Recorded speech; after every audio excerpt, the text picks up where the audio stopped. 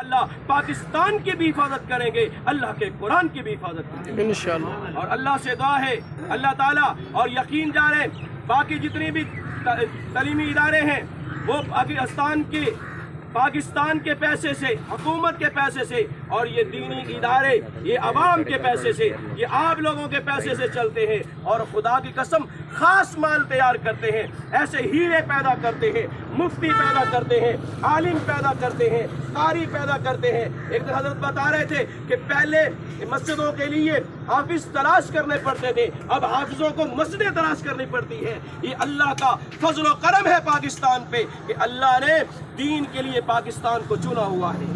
اللہ سے دعا ہے اللہ تعالیٰ ہمیں پاکستان کی بھی مزید حفاظت اور پاکستان کو بھی اللہ تعالیٰ ترقی عطا فرمائے، ہمیں مدارس والوں سے پاکستان سے محبت کرنے کی توفیق عطا فرمائے، اور ہمارے قائد ملت اسلامیہ مولانا فضل الرحمان صاحب دامت برکاتہم العالیہ کی اللہ حفاظت فرمائے، انہیں مزید لمبی عمر عطا فرمائے۔